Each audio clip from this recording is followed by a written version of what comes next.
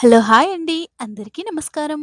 Welcome back to world famous kitchen food. ఈరోజు మనం చాలా హెల్తీ అయినటువంటి రాగి ఫ్లోర్‌తో ఉప్మానైతే ప్రిపేర్ చేసుకోబోతున్నాం. చాలా బావుంటుంది. మీరు కూడా ట్రై చేయండి. ఇక దీనికోసం ముందుగా మీరైతే రవ్వనైతే తీసుకోండి. ఒక గిన్నె వంతుగా రవ్వనైతే తీసుకొని చక్కగా వేయించుకోవాలి. మనకు మెయిన్ ప్రాసెస్ ఈ వేయించడంలోనే ఉంటుంది. ఎంత పర్ఫెక్ట్‌గా వేయిస్తే అంత పర్ఫెక్ట్‌గా ఉప్మా అనేది వస్తుంది. అలాగే మనము ఈ రాగి ఫ్లోర్‌ని కూడా వేయించుకోవాలి. ఇలా వేయించుకునేటప్పుడు మాత్రం మీరు చాలా జాగ్రత్తగా ఉండండి. ఎందుకంటే మనం మీడియం ఫ్లేమ్‌లో ఉంచి మాత్రమే నిదానంగా వేయించుకోండి.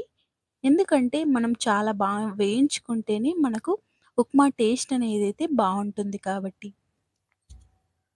చూసారు కదండీ! ఇలా ఒక గిన్నె వంతుగా ఉప్మా రవ్వని తీసుకొని, వేయించుకొని పక్కన పెట్టేసుకోండి. ఆ తర్వాత రాగి ఫ్లోర్‌ని సగం వంతుగా అంటే సగం గిన్నె వంతుగా వేయించుకోండి.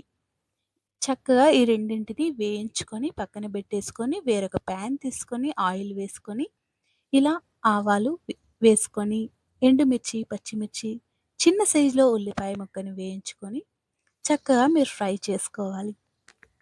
వీడియో లెంత్ అవుతుందని చాలా కట్ చేసేసాను. చూసారు కదండీ! ఇక పచ్చి శనగపప్పుని కూడా వేసుకోండి. మీరు పచ్చి శనగపప్పుని కాస్త ఎక్కువగా వేసుకోండి. ఎందుకంటే ఇందులో చాలా టేస్టీగా ఉంటుంది కాబట్టి. ఇక ఆ తర్వాత కాజు పలుకులను కూడా వేసుకోండి. చాలా అంటే చాలా బావుంటుంది. ఇలా జీడిపప్పు, పచ్చి శనగపప్పుని వేసుకొని మనం దోరగా వేయించుకోవాలి. ఇవి మాత్రం చివర్లో వేయించండి. ఎందుకంటే మనకు మళ్ళీ బ్లాక్ కలర్‌లో అయిపోతాయి ముందుగా వేస్తే. ఇక ఆ తర్వాత ఈ పప్పుని కూడా వేసేసుకోండి. మినపప్పుని వేసుకొని చక్కగా మనం లో ఫ్లేమ్‌లో ఉంచుకొని నిదానంగా ఫ్రై చేసుకోండి.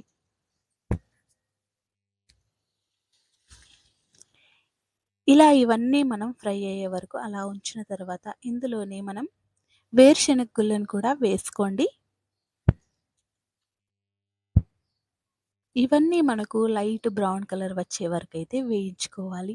అన్నీ ముందుగానే వేసేసామంటే ఇవన్నీ కూడా మనకు అడుగంటిపోయి మాడిపోయే అవకాశం ఉంటుంది కాబట్టి ఇలా చివర్లో మాత్రమే వేసుకోండి. చూసారు కదండీ! ఇలా చక్కగా మీరైతే వేయించుకోవాలి.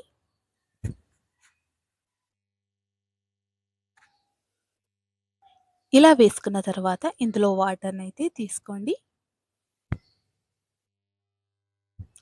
ఇలా వాటర్ మీకు సరిగ్గా పర్ఫెక్ట్ కొలత కోసమైతే మీరు 8 గిన్నెల వంతుగా వాటర్‌నైతే వేసుకోండి. ఇక రుచికి తగ్గట్టుగా సాల్ట్‌నైతే వేసుకోండి. 1:30 కప్పుల వరకైతే మనం ఉప్మా రవ్వని, రాగి ఫ్లోర్‌ని తీసుకున్నాం కదండీ! 8 గిన్నెల వంతుగా వాటర్‌ని తీసుకోండి. మనకు వాటర్ అనేది కాస్త ఎక్కువగానే ఉండాలి. ఎందుకంటే మనం ఫ్లోర్‌ని వాడుతున్నాం కాబట్టి రాగి ఫ్లోర్‌ని అడుగంటిపోతుంది కాబట్టి వాటర్ అనేటివి ఎక్కువగా ఉంటే మనకు కలిపేటప్పుడు చాలా పర్ఫెక్ట్‌గా కలుస్తుంది. ఉడకడం కూడా చాలా చక్కగా ఉడుకుతుంది. మీరు కుకింగ్ బిగినర్స్ అయితే ఇద్దరు కలిపి ప్రిపేర్ చేసుకోండి. మీకు ఉప్మా ప్రిపేర్ చేయడం వచ్చైతే ఒక్కరైనా ఈ పిండిని వేసుకోవచ్చు. ఇద్దరు కనుక వేసుకుంటే మనకు చాలా చక్కగా ఉండలు కట్టకుండా ఉంటుంది. చూసారు కదండీ! ఇలా చక్కగా ఉప్మా అయితే ప్రిపేర్ అయిపోయింది. చాలా బావుంది. తప్పకుండా మా ఛానల్‌ని సబ్స్క్రైబ్ చేసుకోండి. Thank you.